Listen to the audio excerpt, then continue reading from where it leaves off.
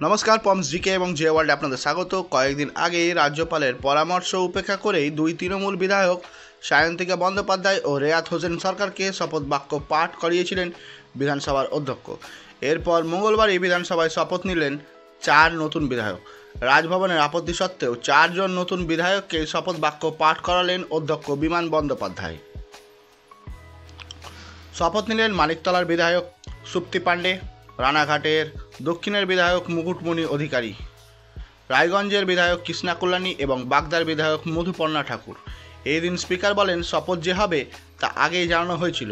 রেয়াত হোসেন সরকার এবং সায়ন্তিকা বন্দ্যোপাধ্যায় বিষয়ে চিঠি এসেছিল যে তারা নাকি অংশগ্রহণ করতে পারবেন না, কিন্তু আইন অনুযায়ী তারা অধিবেশনে যোগ দিতে পারবেন।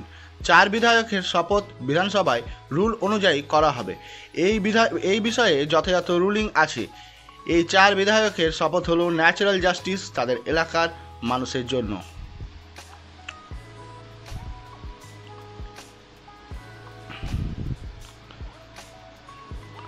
অর্থাৎ রেয়াত হোসেন এবং বন্দ্যোপাধ্যায় তিনি উপস্থিত থাকবেন না। বাংলায় শপথ নিলেন কৃষ্ণা কল্যাণী, ইংরেজিতে শপথ বাক্য পাঠ করলেন মুকুটমণি অধিকারী, হরিচাঁদ গুরুচাঁদ ঠাকুরের নাম নিয়ে শপথ নিলেন মধুপর্ণা ঠাকুর, ইংরেজিতে শপথ নিলেন। সবচেয়ে কম বয়সী বিধানসভায় শপথ মধুপর্ণার।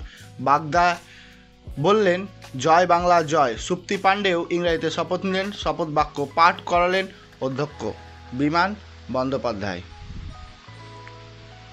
কয়েকদিন আগেই বিধানসভায় শপথ নেওয়া 2 তৃণমূল বিধায়ক রেয়াত হোসেন সরকার এবং সায়ন্তিকা বন্দ্যোপাধ্যায়কে চিঠি দিয়েছেন রাজ্যপাল সিভি আনন্দ বোস। কেন তারা কথা অনুযায়ী শপথ গ্রহণ হয়নি সে বিষয়ে কার্যত কৈফিয়ত চেয়ে জরিমানা করারও হুঁশিয়ারি দিয়েছেন তাদের।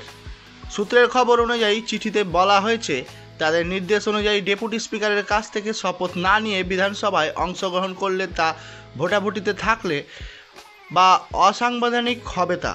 এরপরই 2 বিধায়ক রেয়াত হোসেন ও সায়ন্তিকা রাজ্যপালের চিঠি নিয়ে স্পিকারের সঙ্গে দেখা করেন। দীর্ঘক্ষণ বৈঠক শেষে দুজনেই বলেন আজ অধিবেশনে থাকবেন তারা, আর জরিমানা কাকে দিতে হবে তা উল্লেখ নাই। 13 জুলাই উপনির্বাচনের ফল ঘোষণা হয়েছে। বিধায়কদের শপথ গ্রহণ করাতে রাজভবনে চিঠি পাঠিয়েছিলেন বিধানসভার সচিবালয়, কিন্তু বিধানসভার চিঠির জবাবে রাজভবন থেকে যে চিঠি বিধানসভায় সচিবালয়ে পাঠিয়েছে তাতে শপথ গ্রহণ সংক্রান্ত কোনো দায়িত্বের কথা বলা হয়নি। অর্থাৎ সচিবালয়ে যে চিঠি এসছে তাতে কোনো দায়বদ্ধতার কোনো কথা বলা হয়নি এখানে। তো এই ছিল আজকের বিস্তারিত তথ্য। এরকমই আরও ভিডিও পেতে অবশ্যই পমস জিকে এবং জিআই ওয়ার্ল্ডকে আপনারা লাইক, শেয়ার, সাবস্ক্রাইব করতে ভুলবেন না। Thank you. এরকমভাবেই আরও ভিডিও দিতে থাকবো। Thank you. Visit again.